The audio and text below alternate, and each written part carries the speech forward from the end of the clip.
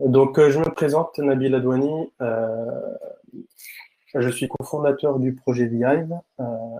Je travaille dans l'équipe tooling du même établissement financier que Nicolas Matuco. Et mon boulot quotidien, c'est de développer la plateforme Vihive, et c'est quelque chose que je fais depuis 2015, depuis que j'ai rejoint cette équipe-là. Donc, je travaille sur Vihive, Cortex et de temps en temps d'autres outils pour le CERT. Aujourd'hui, la présentation elle est brève, donc je vais rapidement faire en sorte de présenter Vihive en supposant que tout le monde ne connaît pas Vihive et Cortex. Ensuite, je mettrai l'accent sur les nouvelles fonctionnalités que rajoute Vihive 4. Donc l'agenda de cette presse, c'est l'histoire de ce projet et sa timeline au fil du temps. Je ferai un clin d'œil au projet MISP avec qui on a une relation très proche. Je parlerai aussi de l'évolution entre Vihive 3 et Vihive 4, en faisant aussi un deep dive dans les nouvelles fonctionnalités. J'évoquerai aussi la roadmap et quelques fonctionnalités futures et une option pour les utilisateurs qui ont besoin d'aide ou les sociétés qui ont besoin d'aide. Donc, c'est quoi l'histoire de Vihive? Ce projet-là est né suite à une problématique à laquelle voulait répondre un CERT, le CERT de cette institution financière en 2014. Et cette problématique était de réduire le temps de réaction face aux incidents de sécurité. Pourquoi? Parce que il y avait un grand nombre de threads qui tournaient autour, ce qui ramenait plus d'événements de sécurité et plus d'alertes. Et en même temps, il y avait des challenges qui consistaient à un manque de temps, un manque de budget, des complexités qui montent crescendo et un talent shortage, c'est-à-dire la rareté des ressources qualifiées en termes d'analystes, spécialistes threat intel, etc. Donc, cela avait donné lieu à un grand nombre d'événements de sécurité qui étaient pratiquement pas traitables par des équipes, souvent qui ne dépassent pas la dizaine. Donc, le pari que ce CERT-là a pris, c'est de mettre en place un ensemble d'outils qui permettent, l'automatisation de certaines tâches, donc pour gagner du temps sur la réaction, sur la majorité des incidents qui peuvent être qualifiés automatiquement, et de collaborer avec d'autres équipes, avec des partenaires, avec des pairs, en prenant un postulat simple. Si un partenaire qui opère dans le même métier que moi ou même un autre métier est ciblé par une campagne, s'il m'informe de ce qu'il voit, peut-être avant que je sois ciblé, ben, je pourrais mettre en place des opérations qui permettent d'améliorer ma défense. Donc, le trio souvent qu'on voit dans des SOC ou des CERT, c'est un Vihive pour la réponse à incident comme outil de case management, Cortex comme outil d'analyse, d'enrichment et d'active response, et MISP, un outil d'échange d'IOC et de marqueurs.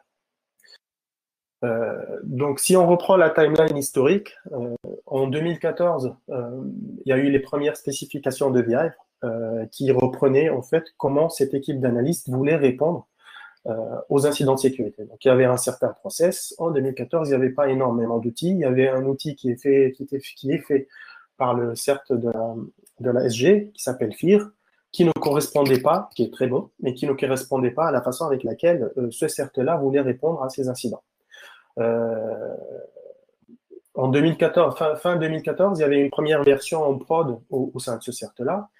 En 2016, il y a eu la décision de mettre Vihive Project comme solution open source publiquement. À cette époque, Vihive donc c'était un seul software qui contenait la partie case management et des capabilities d'enrichment d'IOC, d'observable, etc.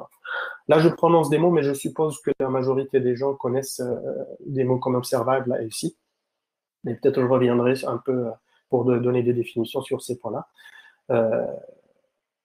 2016, il y a eu une décision de séparer Vihive et Cortex, ça veut dire séparer l'outil de ticketing, entre guillemets, et la plateforme qui permet d'effectuer des analyses. Parce qu'on a pris l'hypothèse que cette plateforme d'enrichment peut être utilisée en tant que telle, en tant que software standalone. Typiquement, on voit l'exemple où Patrol va utiliser Cortex pour pouvoir enrichir certaines informations. Cette version-là ne contenait pas de persistance, c'était une application simple qui pouvait juste lancer des jobs. Si on redémarre le service, on perd tout l'historique, etc. En 2018, on a sorti une deuxième version qui rajoutait de l'authentification, du cache, de la persistance, etc. Aujourd'hui, Cortex, il contient une librairie d'analyseurs qui, là, sur ce slide, je parle de 2018, mais aujourd'hui, on a à peu près 150 services qui permettent d'enrichir des IOC via Cortex. Et depuis mars, enfin, depuis l'année dernière, on travaille sur une version 4 de ViRive qui, elle, va combler certaines limites et limitations de ViRive actuelle. Et c'est l'objectif de cette présentation, c'est montrer quelles sont les nouvelles fonctionnalités. Cette version de ViRive 4, on estime pouvoir la sortir à mi-mai, ça veut dire dans 15 jours, un mois.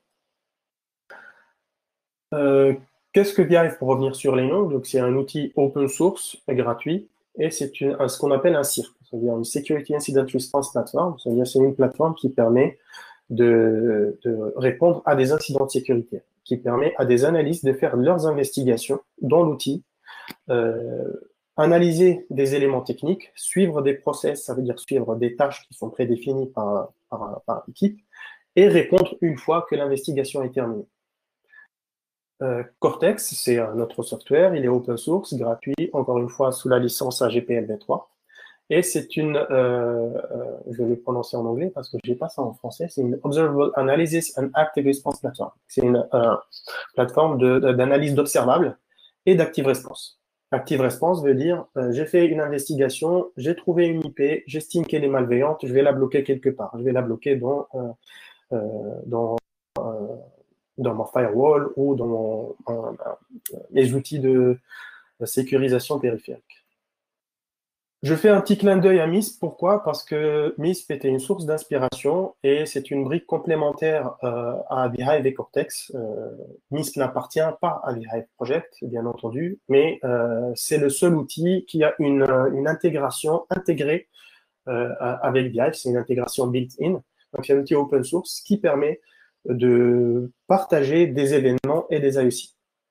Ça permet, en gros, avec un MISP, on peut avoir un maillage d'organisation, plusieurs sociétés ou institutions, chacune a son MISP et peuvent se partager des informations qui décrivent des menaces. Comment ces trois outils fonctionnent ensemble? Très souvent, on a ce schéma-là. Ça veut dire que, comme outillage, on a un ViRive, un Cortex et un MISP. Le ViRive, on va prendre le lien entre MISP et ViRive. Là, dans ce schéma-là, le MISP est une source d'alerte pour notre instance de ViRive. Ça veut dire toutes les alertes qui viennent de chez nos partenaires ou chez nos pairs finissent dans un gros backlog d'alertes dans ViRive. Donc, ça va contenir une certaine sévérité, un certain ensemble de marqueurs plutôt, d'observables. L'analyste, quand il voit un événement MISP arriver dans la liste des alertes de ViRive, il peut regarder si cette alerte-là est déjà connue ou pas. Connue, ça veut dire qu'elle partage des observables dans d'autres cases déjà traités par le passé. Si l'analyste, on va prendre le cas nominal, l'analyste décide de transformer cette alerte-là en incident, donc il va commencer une investigation sur cet incident-là, donc il importe cette alerte en case. Une fois que le case est créé, donc il va avoir un ensemble de tâches à remplir et à suivre, et il va avoir un ensemble d'observables. Ces observables-là, ils peuvent être de différents types, des domaines, des FQDN, des URL, des files, etc. Une fois dans ViRive, l'analyste, il a la possibilité d'utiliser des services d'analyse qui sont fournis par Cortex pour avoir un peu plus d'informations sur ces observables-là. Par exemple, ce hash-là, est-ce que VirusTotal le connaît? Cette URL-là, est-ce que URLscan la connaît? Ce file, est-ce que Joe Sandbox ou Coucou peut m'extraire des informations pertinentes? Ce lien entre Beehive et Cortex permet de récupérer de l'information sur tous ces observables-là, et à partir de là, on peut décider si l'investigation donne lieu à un faux positif, parce que ça n'a pas touché à mon périmètre, j'ai pas de hit chez moi, ou bien parce que les analyses qui ont été effectuées par Cortex ne donnent pas d'informations sur la malveillance, etc., etc. L'autre capacité qu'expose Beehive, c'est de pouvoir recevoir des alertes à partir d'autres outils. Donc théoriquement et dans la pratique on le voit, Beehive peut être connecté avec un CIEM par exemple qui va lui ramener des alertes qu'il a vues sur les réseaux. Ou bien on va récupérer par exemple tout ce qui est reporting de phishing qui est fait par les employés. Un employé qui reçoit un mail qu'il estime malveillant, il les reporte à une mailbox commune, souvent c'est une mailbox qui appartient au CERT, et automatiquement, ce reporting de phishing, il atterrit dans le même backlog d'alerte de Beehive, et l'analyste, il peut récupérer et traiter ce case-là. Donc ça, c'est le workflow global. Il y a une autre capacité dans Cortex, c'est la partie Active Response. Ça veut dire Cortex est capable d'exécuter des bouts de programme pour agir sur des outils tierces. Qu'est-ce que ça veut dire? C'est-à-dire, à partir d'un case, par exemple, BI, j'ai commencé une investigation, et cette investigation-là nécessite l'intervention d'une équipe Ops, par exemple, qui, eux, n'opèrent qu'avec un outil de ticketing classique. Donc, je vais aller dans mon incident et dire, crée, s'il te plaît, dans Jira, tel incident, et voilà ce que tu embarques comme information pour que l'équipe des Ops puisse agir, ou on leur demande, par exemple, de bloquer tel IP, ou d'ajouter telle information dans une blacklist, etc., etc. Donc, globalement, c'est ça le workflow qui fait intervenir ces trois outils. Maintenant, on va faire un focus sur Beehive. Qu'est-ce qu'il y avait un peu dans la version 3 et qu'apporte la version 4? La version 3, aujourd'hui, c'est la dernière version stable. C'est la 3.4.2. Normalement, on doit sortir un patch soit aujourd'hui, soit hier. C'est une plateforme, hein, c'est une version qui est optimale pour des équipes flat, je vais dire flat, je ne sais pas le traduire en français, mais en gros, c'est des équipes où tous les analystes peuvent voir tous les incidents, toutes les alertes. Donc, assez souvent, encore une fois, cette architecture-là vient du fait que en 2014, ce cercle-là voulait adresser la réponse à incident de cette façon-là. C'est-à-dire tous les membres du CERT pouvaient voir ce qui se passe, ce qu'il y a comme incident. Du coup, il en découle qu'il n'y a que des permissions basiques. On peut avoir des permissions d'admin ou en écriture ou en lecture seulement. C'est une plateforme qui est monotenante, ça veut dire qu'il n'y a pas de notion d'organisation, et ça a utilisé Elasticsearch comme base de données. Là, on va parler de la promesse de Beehive 4. Donc aujourd'hui, publiquement, ce qui a été réalisé, c'est une version en release candidate 1, c'est la préparation. Ok, il manque un 4 ici, mais il y a une release candidate 1 actuellement. On va sortir une RC2 d'ici la fin de la semaine. Je suis le bottleneck sur ça, il faut que je finisse mes développements. Beehive 4, il ramène une totale réécriture du backend. On a encore réutilisé le même langage qu'on aime bien, enfin, que mon collègue qui travaille sur le backend aime bien. Donc, une réécriture de l'architecture. Ça utilise une nouvelle persistance, parce qu'on va basculer d'Elasticsearch, on a basculé d'Elasticsearch vers une représentation de la donnée sous forme de graphe, parce que on croit fort que la data que manipule Beehive doit être représentée par un graphe. À titre d'exemple, un observable, une valeur telle IP,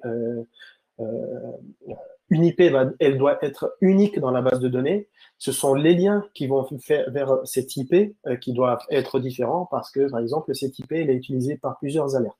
Aujourd'hui, dans Beehive 3, une IP elle est créée plusieurs fois dans la base des observables, une fois par case, ce qui n'est pas forcément la bonne représentation de la donnée. Avoir une représentation sous forme de graphe va faciliter, par exemple, une navigation par un outil de visualisation à la Maltego, par exemple, où on peut pivoter à partir d'un IOC, on peut pivoter, donne-moi tous les cases qui l'ont traité, et à partir de ces cases, on peut repivoter sur d'autres observables, etc. On peut très facilement voir des liens entre cases au fil du temps. La feature de base qui a été ajoutée par VIF4, c'est la multi-tenancy. Ça veut dire qu'il va être donc, là, j'ai regardé le chat, du coup, j'ai vu la question. Donc, c'est la multi-tenancy dans le sens où, aujourd'hui, si on a plusieurs organisations qui veulent être isolées, on est obligé d'avoir plusieurs instances de VIF. VIF4 répond à cette problématique-là. Ça veut dire qu'il y aura une seule instance dans VIF, et dans cette instance, on va pouvoir avoir plusieurs organisations qui sont totalement isolées. Chaque organisation a ses users, et elles ne peuvent par défaut ne rien partager. Donc c'est comme si, en fait, c'est aussi peut-être une version ou une fonctionnalité qui va faciliter l'usage par les MSSP, par exemple, qui, eux, doivent adresser plusieurs clients qui sont totalement séparés. L'autre fonctionnalité majeure de VIF4, c'est le rajout de permissions plus fines que read, write et admin. Ça veut dire qu'on va avoir des permissions sur est-ce que tu as le droit de créer des observables, est-ce que tu as le droit de toucher le case, est-ce que tu as le droit de modifier ou de supprimer des tâches, ou de lancer des analyses, etc. etc. Donc, c'est ce qu'on appelle, nous, le airbag. Et chaque utilisateur dans une organisation, il a un rôle spécifique. Il y a aussi une autre fonctionnalité qui se rajoute au-dessus de la multi-tenancy, c'est comment je peux faire si je suis un groupe, j'ai plusieurs CERT et plusieurs équipes CCIRT dans ma société, qui théoriquement et quotidiennement ne collaborent pas sur la totalité des cases, mais il y a un incident qui peut cibler plusieurs entités de mon groupe. Comment je fais pour faire travailler et collaborer plusieurs équipes sur un même case? Et ben, c'est la fonctionnalité qu'introduit VIF4, ce qu'on appelle le sharing. Ça veut dire une organisation A pourra initier un case et dire ce case-là, je le partage dans mon instance VIF, je le partage avec tel CCIRT, tel SOC et tel CERT. Et les users de ces gens-là auront des permissions que j'aurai définies. Ça veut dire, je peux leur dire, vous pouvez juste avoir un profil de read-only, mais l'autre équipe, elle peut avoir un profil incident handler, et ils peuvent travailler ensemble. Et ça ne change pas l'ownership de ce case-là. Donc, en plus de ces fonctionnalités, forcément, il y a des improvements de la user interface, même s'il n'y a pas eu de refonte sur l'interface pour VIF4. Il y a aussi une nouvelle fonctionnalité qui s'appelle VIFS. Je vais parler un peu plus en détail de ça. Et il y aura de l'authentification tout effet. Très rapidement, architecture technique de l'outil. On garde la même brique au-dessus. Je vais faire une description du haut vers le bas. Le même front-end qui n'a pas changé. Il y a le back-end de VIF qui change. Avant, on utilisait une librairie maison qu'on appelait Elasticsearch, Elastic4Play, qui était un client entre Elasticsearch et notre modèle de données. Là, on l'a remplacé par une autre librairie qui s'appelle Scaligraph. C'est une librairie Scala qui permet de manipuler facilement des données storées sous forme de graphes en se basant sur une librairie open source qui s'appelle Janus Graph, qui, elle, est une surcouche au-dessus de plusieurs moteurs de base de données. Et en l'occurrence, pour la version 4.0, on recommande Cassandra comme persistance derrière Janus Graph. Et aussi, on utilise Apache Hadoop pour la partie storage de fichiers. Ça veut dire les fichiers qui correspondent à nos reports de job d'analyse, par exemple Cortex, ou les malwares qu'on ajoute, les files qu'on ajoute dans notre liste d'observables, ou les fichiers qui sont ajoutés pendant les traitements de chaque tâche, ce qu'on appelle les attachments au task log. On reviendra sur cette partie-là quand on va évoquer la partie VIFS.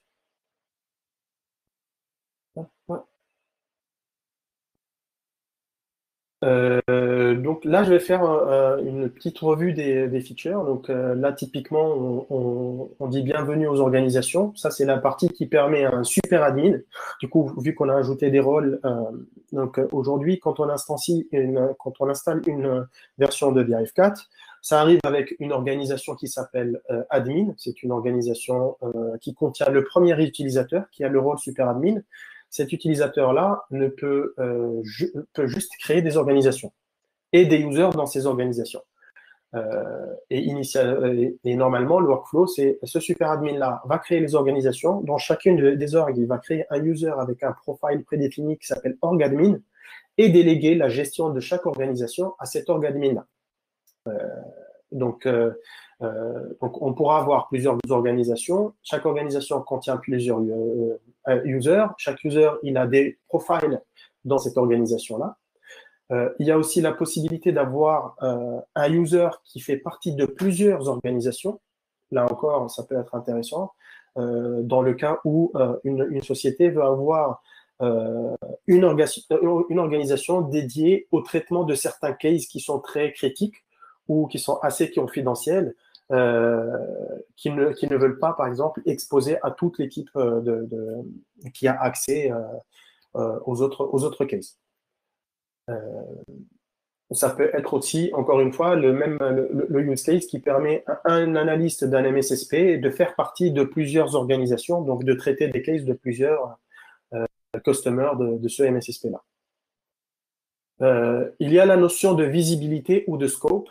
En gros, le super admin, quand il crée les organisations, il permet de dire telle organisation, elle a le droit de collaborer avec une autre organisation. Et pour ça, en fait, ça ne vient pas par défaut, parce que par défaut, toutes les organisations sont isolées. Donc, c'est une action qui est requise par le super admin pour dire telle équipe peut partager des cases ou avec telle autre organisation. Les choses qu'on peut partager, ça va être, si on rentre dans la granularité, je peux partager mon case sans partager toutes mes tâches. Ou je peux partager mon case en partageant un certain nombre de tâches, mais je garde pour moi des tâches critiques sur lesquelles je fais des communications que je ne veux pas, par exemple, partager avec d'autres gens qui collaborent sur ce case.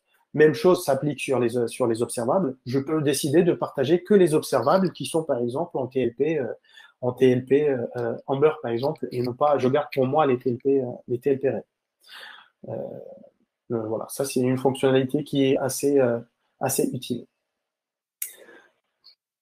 Concernant la partie profile et permission, donc vHive il vient avec une liste de permissions qui sont comprises par le back-end et qui sont comprises aussi par le front-end. Je pense au fil du temps, on va pouvoir ajouter ou affiner cette liste de permissions en fonction des besoins.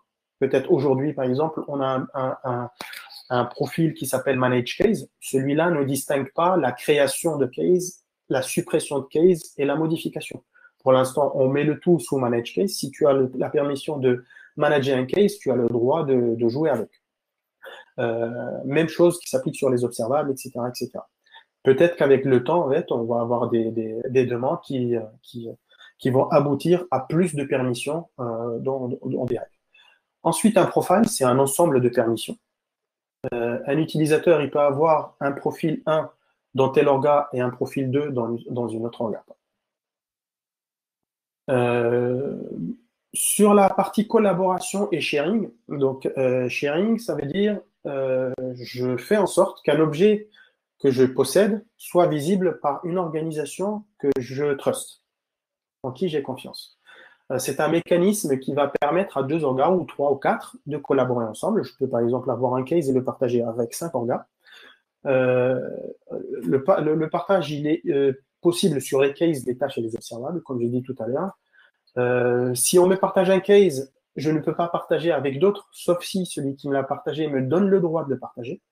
Ça commence un peu à devenir un peu complexe. Peut-être ça mérite une démo, une presse juste pour ce sujet-là. Et d'un point de vue UI, on est dans un détail de case. Il y a un nouveau tab qui s'appelle Sharing. On voit aussi un petit bouton Sharing. C'est à partir de là que je décide qu'est-ce que je fais avec mon share. Je clique sur ce bouton-là, ça m'ouvre une section et dans cette section, ça me permet de faire un hatcher. Le hatcher, il va me lister toutes les organisations que le super admin avait décidé.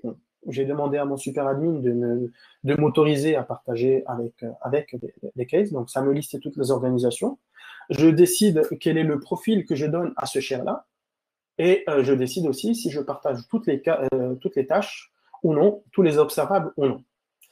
Au fil du temps, si je rajoute, par exemple, des tâches qui n'étaient pas qui n'étaient pas existantes lors de la création du case ou lors du partage de ce case-là, j'ai toujours la possibilité de faire du share unitaire. Je rajoute une tâche, je décide de la partager avec, bien évidemment, les organisations qui voient ce case-là et en gardant la même permission, le même profil. La même chose s'applique aux observables. D'un point de vue UI improvement, maintenant, en fait, la UI s'adapte au profil de l'utilisateur, chose qui n'existe pas dans VIve 3. Dans VIve 3, si tu es read-only et tu n'as pas le droit d'écrire, et ben, la UI va te permettre quand même d'afficher des boutons comme Create Case, alors que j'ai pas le droit, mais qui va échouer derrière, ce qui est très frustrant. Aujourd'hui, si tu es read-only avec la version 4, tu verras même pas le bouton par exemple, New Case, où tu ne verras pas le bouton de gestion d'organisation qui, lui, n'appartient qu'à l'utilisateur qui a le rôle Manage Organization. Il y a aussi une autre fonctionnalité que j'aime bien dans VIve 4, c'est la refonte des filtres. Aujourd'hui, les filtres dans VIve 3, ils sont statiques, c'est-à-dire qu'ils sont écrits en dur. Il y a des filtres prédéfinis dans chaque section. Là, on bascule sur des filter forms qui sont dynamiques, qui permettent à l'utilisateur d'utiliser des critères sur n'importe quel champ, n'importe quel attribut qui existe dans l'entité sur laquelle on veut faire la recherche. Ce filtre-là sera familier pour les personnes qui connaissent la section recherche, la section global search. Okay, donc, typiquement, avec cette fonctionnalité-là, on pourra rechercher dans la liste des cases en appliquant des critères sur des custom fields, par exemple, qui n'étaient pas aujourd'hui listés comme champ de recherche. Je reviens sur ViveFS. ViveFS, aujourd'hui, quel est le besoin? Honnêtement, cette feature-là n'était même pas dans la roadmap. Moi, personnellement, je l'ai découverte un matin quand il m'a dit, regarde, Nabil, j'ai fait un truc sympa. Et honnêtement, je pense que ça répond à un besoin qui est excellent, qui est existant. En gros, aujourd'hui, dans ma liste d'observables, je peux récupérer une alerte qui va venir avec des files qui sont potentiellement malveillants. Ces files-là, ils sont stockés dans la base de données. Ça veut dire que je peux les télécharger. Oui, Thomas est le dev d'Escala. Oui, très bien, c'est un bon point. Typiquement, si j'ai besoin de prendre ce malware-là et, par exemple, l'analyser, faire une analyse du fichier, sur une machine d'analyste, une machine d'investigation, la possibilité que j'ai, c'est d'aller dans l'interface, télécharger ce fichier. Vive, il va le zipper en mettant un mot de passe. Donc, je prends ce zip, je l'emmène vers ma machine d'investigation, je le dézip, etc. C'est très long. Donc, pour gagner un peu de temps, on a la possibilité, à partir de ta machine d'investigation, de monter un file system avec du WebDAV. Ce file system-là, tu rentres dedans avec un navigateur de fichiers et il va lister les cases avec leur numéro. Donc, on va voir les différents cases par numéro. Sous chaque case, on a un dossier observable. Donc, ça va lister tous les files qui sont ajoutés dans la liste d'observables dans mon case. Ils ne sont pas zippés, donc là, c'est danger, il faut faire attention. Et il y aura aussi tous les fichiers qui ont été attachés à mes task logs dans mes différentes tâches de case. Ça veut dire si, par exemple, j'ai des preuves, j'ai des screenshots ou j'ai des images mémoire, etc. Bon, le mot image mémoire, ça peut donner lieu à d'autres questions, notamment concernant la taille, etc. Mais c'est quelque chose qui est possible. Je peux naviguer sur mes attachments et les utiliser à partir de ma machine d'investigation. Quelle est la roadmap et quelles sont les nouvelles fonctionnalités? Donc aujourd'hui, on a cette roadmap-là, on l'a communiqué au début d'année, on essaie de la tenir. Avec la circonstance actuelle, je pense qu'on va avoir un petit décalage de la sortie de 4.0 qui était prévue fin avril, on va la décaler de 2 semaines parce que du coup, on a eu une RC2 et c'est tant mieux parce que ça va améliorer euh, la version stable qui sortira. La RC2, merci à la communauté qui a testé et qui a remonté un certain nombre de bugs. Il y a aussi ce qui est primordial sur cette version-là, c'est la migration.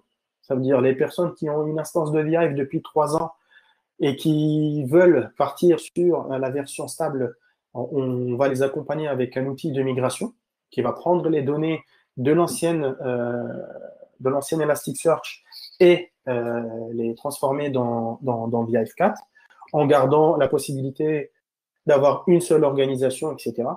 Ou même de pouvoir, si par exemple, on va prendre le cas de MSSP, c'est un use case très familier, où il a une seule instance dans laquelle il a tous les cases de tous ses customers, mais tous ces cases, ils ont un attribut, un custom field qui s'appelle customer, et donc c'est le field qui distingue un case d'un autre, donc qui distingue les cases d'un customer 1 à un customer 2.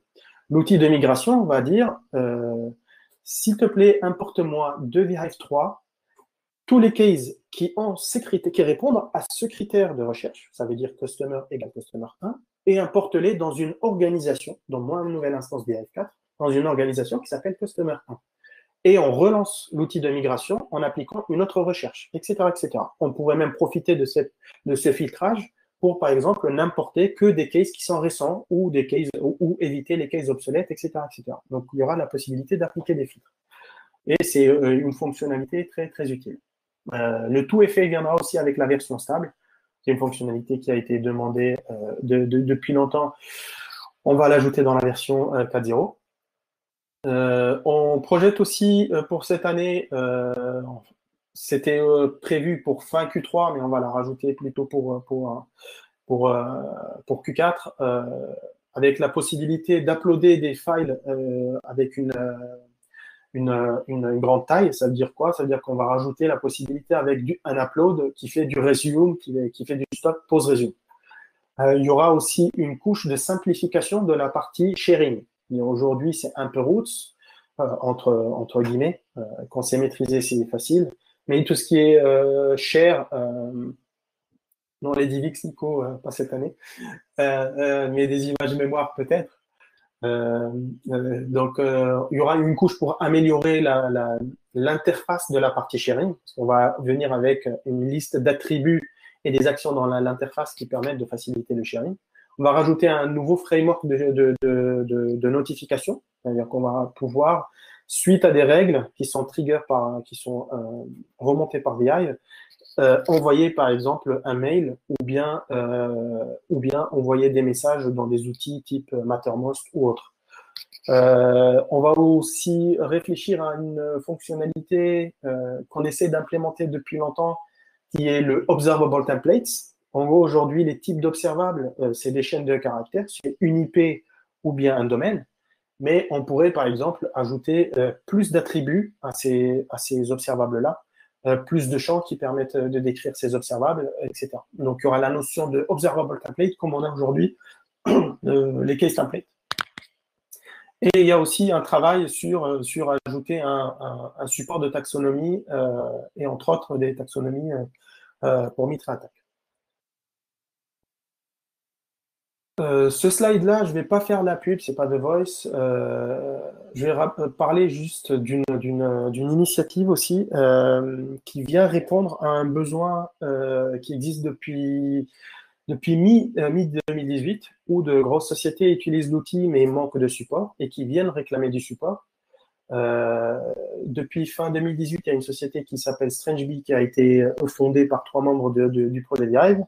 On n'a pas communiqué sur cette société pendant 2019. On vient de le faire dernièrement parce qu'on avait besoin de prendre du temps sur travailler la réaction des gens à des offres de support. Et donc, cette société-là, elle a l'ambition de maintenir le projet en open source, comme ce qui est fait aujourd'hui, StrangeBee a investi des moyens pour accélérer les développements de VIVE 4 et continuera à le faire. Pour répondre aux besoins qui viennent d'un certain nombre croissant de sociétés, qui soient en France, en Europe ou même beaucoup des États-Unis, par exemple, on va pouvoir fournir du support avec des subscriptions annuelles, des professional services et du training. Le training peut cibler soit l'usage, soit le développement d'intégration, si une équipe a des développeurs et veut faire ces intégrations in-house, ou bien même de l'administration. Donc, s'il y a un besoin de contact, vous envoyez juste un mail à contact@strangebee.com. Je vous remercie. J'espère ne pas avoir été long. Vous avez certains liens pour si vous avez besoin de plus d'informations ou comment nous contacter. Et je suis ouvert à n'importe quelle question sur le sujet. Merci beaucoup. Merci beaucoup, Nabil. Et ouais, les questions, c'est maintenant.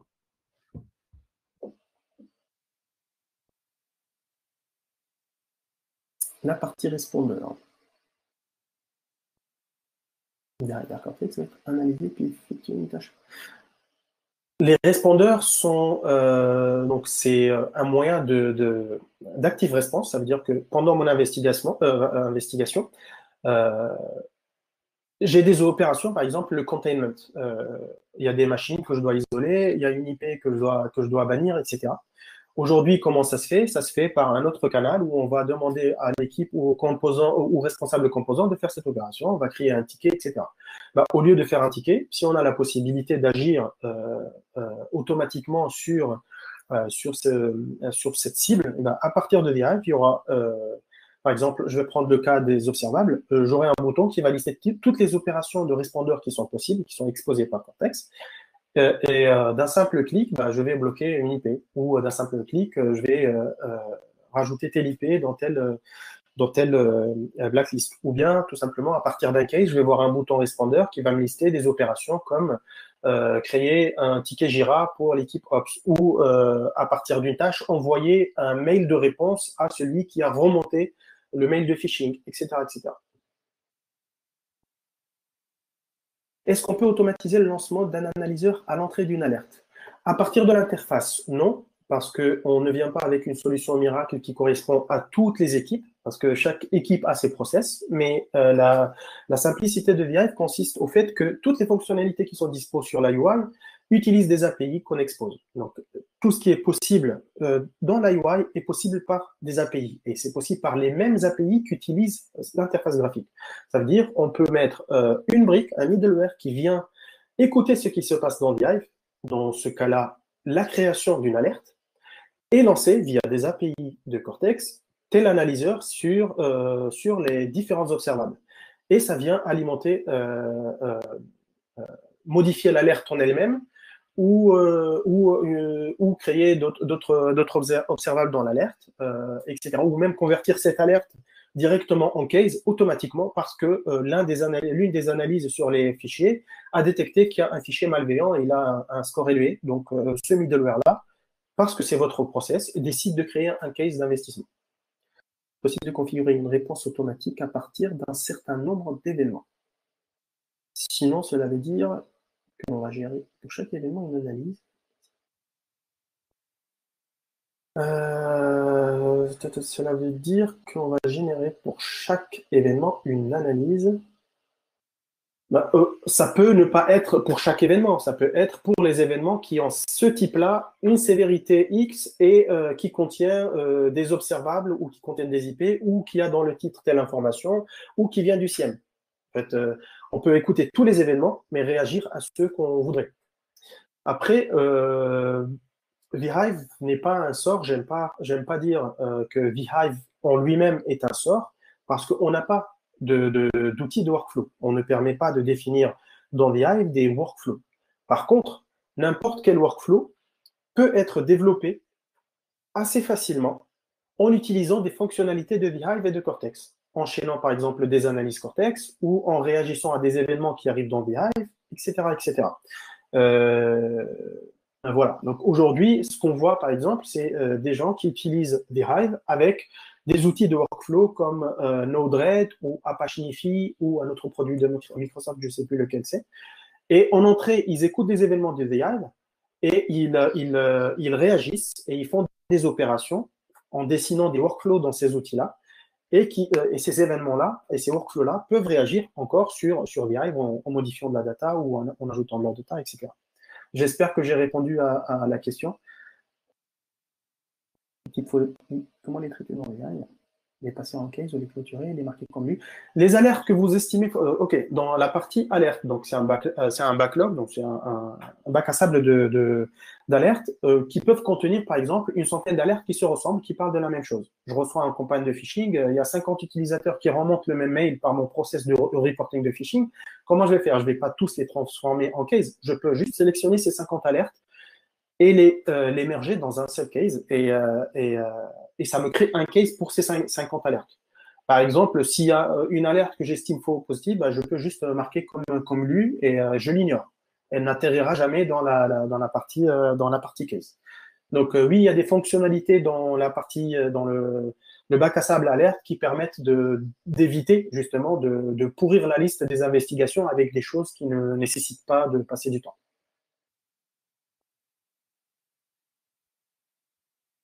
Merci Adama pour le nom de l'outil. Pas de risque pour de saturer le backlog. Après, saturer le backlog, si on estime que le backlog est saturé, ça veut dire qu'il y a un nombre très élevé d'alertes qui viennent quotidiennement, euh, il y a deux possibilités. Non, il y en a trois. C'est que déjà, s'il y a énormément d'alertes, il faut peut-être travailler sur ces outils de détection parce que finalement, si des outils de détection remontent 10 000 alertes par jour, je ne sais pas comment ça peut être traité par une équipe de taille humaine. Ça, c'est un. Deux, donc améliorer la pertinence de ce qui est remonté par les outils de détection.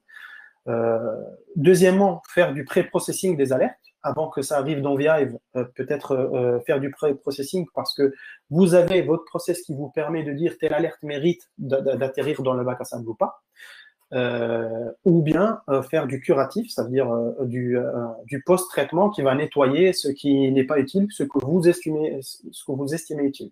Peut-être dans la roadmap, peut-être qu'on devrait considérer de la rétention, configurer de la rétention d'alerte ou virer des alertes qui ont été marquées comme non lues il y a 2 mois, etc.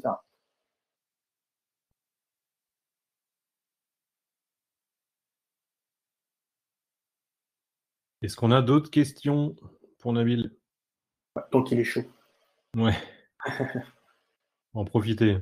Ouais, en fait, c'est souvent ces réponses-là qui arrivent parce que assez souvent, on met en opposition Vive avec les outils du marché qui, eux, adressent la réponse à incident par la promesse de on vous automatise au maximum le traitement des alertes qui arrivent.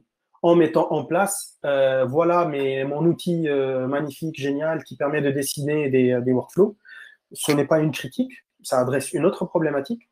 Voilà, j'ai un seul workflow qui va adresser toutes mes alertes qui arrivent. Tu peux m'envoyer 100 000 alertes, je les adresse par mon bot qui va répondre sans intervention humaine ou intervention humaine à la fin, qui va répondre à toutes les alertes. Notre approche de réponse à incident, enfin l'approche avec laquelle cet outil a été conçu, c'est une approche qui est centrée sur l'analyste. On estime que c'est l'analyste qui doit faire le maximum de boulot. Maintenant, on offre la possibilité à chacun son process d'implémenter très facilement avec un usage avec quelques manipulations d'API, d'implémenter des pré-traitements pour éviter peut-être de saturer l'outil ou éviter d'avoir des alertes ou des cases qui ne sont pas pertinents dans la plateforme. Peut-être que dans le futur, on pensera que du moment où on est opposé à ces outils qui, eux, implémentent des workflows, peut-être qu'on ajoutera une fonctionnalité de workflow. Je ne sais pas. Bon, visiblement, tu as bien répondu. Ouais.